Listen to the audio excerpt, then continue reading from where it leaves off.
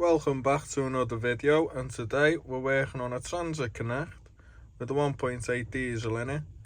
Today we're going to be rectifying a slow coolant leak, and to do so we're going to be replacing the thermostat. On this particular van it is weeping from the O-ring around here, but when you replace it you just get a whole unit, and the thermostat is in there. Here we have the engine bay.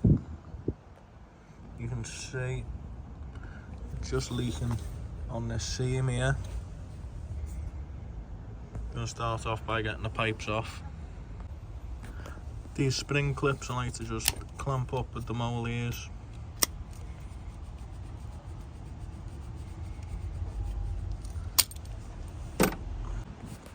And wiggle them off.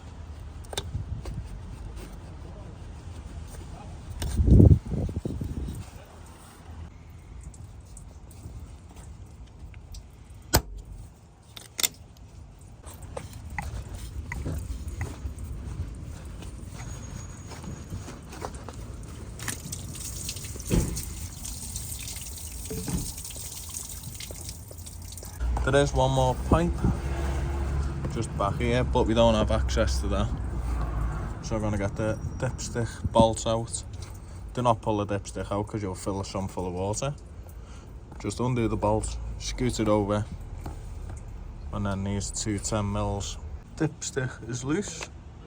Undone both these 10mm bolts here, they just go straight through the housing. And that's it, off it comes. You've now got to get this spring clip off down here. This is why I like using the mole ears. Once it's clamped up, it's still on the pipe, but it's released.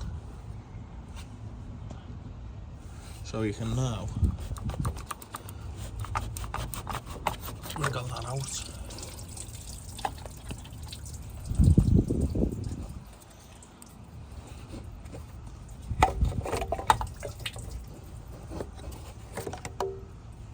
Now we're just going to clean the cylinder head up where our O-ring sits.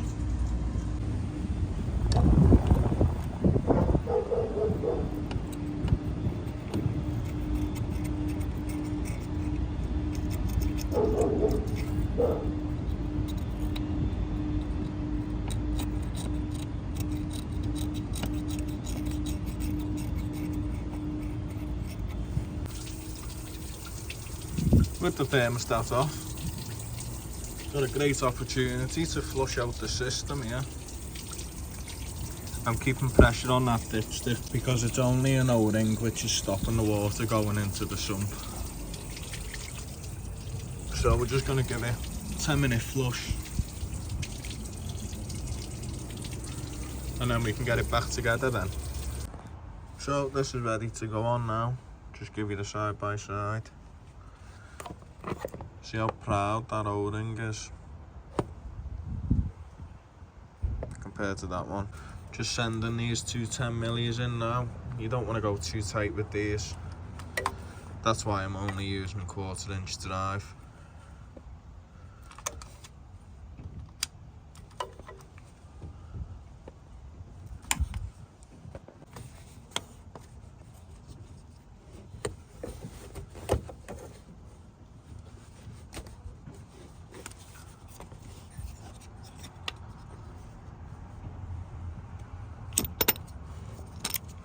On goes the main pipe,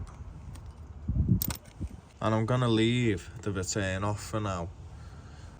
We're gonna partially bleed this before we start it, so that we've got as much water in there as we can.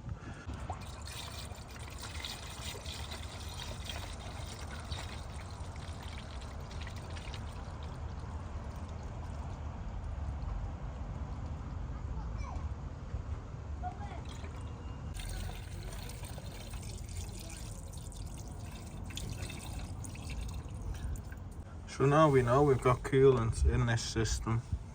up to this level. There may be a couple of air locks.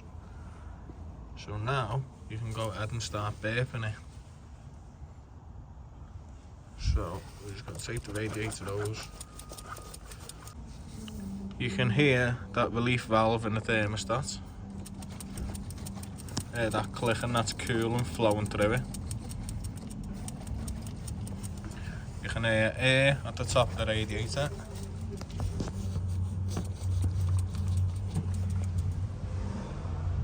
And as you're doing this, see the coolant level fluctuating. And that's it, we're ready to start it now. Just that little extra step ensures that you've got as much water in there as you can. And because of someone's laziness, look what I've just discovered. That pipe's not been clipped in, and it's nearly rubbed through that coolant hose. Same again with these wires. They've been put back in the wrong order. The wire for that fuel pump should be on top, and then that way it wouldn't be rubbing. So all it takes is someone's laziness to cause you a fault.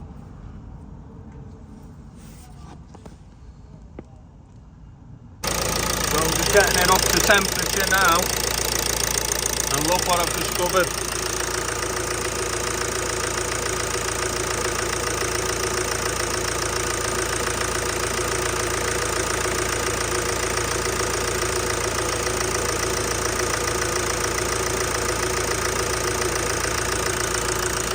We've got another leak. So we've got our new header tank on. Let's try that again. It's literally 110mm there, straight into the wing, and a clip on the back there.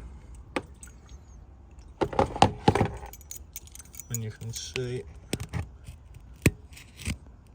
just there where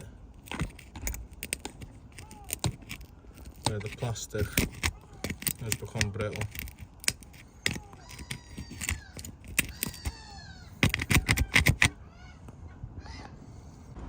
So we're all fully put back together yet again. We'll go ahead and give that another try now. So we're full up to the maximum mark. We're going to go and do it each cycle. What is that?